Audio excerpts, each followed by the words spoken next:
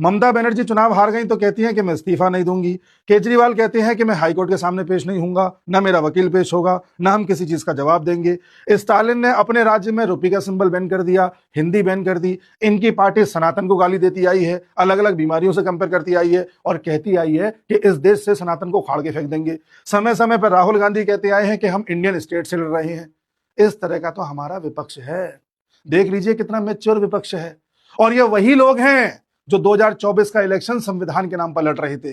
इन्होंने पूरा झूठ चलाया था कि मोदी सरकार आ गई तो संविधान बदल देगी, और इस झूठ में कई लोग आ भी गए थे। उसके बाद इन्होंने संविधान की किस तरह से रक्षा की है, किस तरह से देश का मजाक बनाया है, आप खुद देख लीजिए। और यही वो लोग हैं जो इस बार 5 राज्यों के चुनाव से पहले भी झूठ चला रहे थे कि देखना 5 राज्यों के चुनाव होते ही पेट्रोल और डीजल के दाम बढ़ जाएंगे, देखना ये चुनावों तक मोदी ने रोका हुआ है, फिर एकदम से गैस के दाम भी बढ़ जाएंगे। लेकिन ऐसा तो कुछ हुआ नहीं। आप जानकर हैरान होंगे, मार्च और अप्रैल के महीने में, केवल 2 महीने में हमारी जितनी भी ऑयल कंपनीज हैं, इन्होंने 60,000 करोड़ का नुकसान झेला है।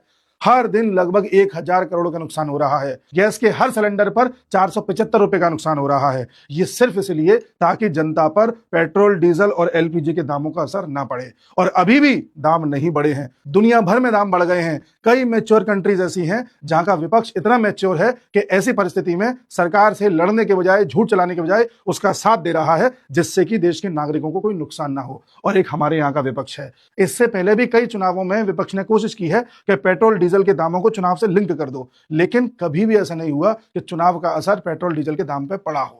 इस बार भी दुनिया में जो हाहाकार मचा हुआ है वो ईरान वॉर की वजह से मचा हुआ है, लेकिन हमारे देश का नेतृत्व देखिए, उसका असर भी हम पर नहीं पड़ा। ये बात भी सही है कि ईरान वॉर कुछ ज्यादा ही लंबा चला तो असर भारत पर भी पड़ सकता है, कुछ दाम यहां भी बढ़ सकते हैं। इससे भारत भी अछूता नहीं रहेगा, क्योंकि भारत भी ग्लोबल सप्लाई चेन का हिस्सा है। पर उस वक्त भी देख लेना, भारत दुनिया के कई देशों से बेहतर स्थिति में होगा।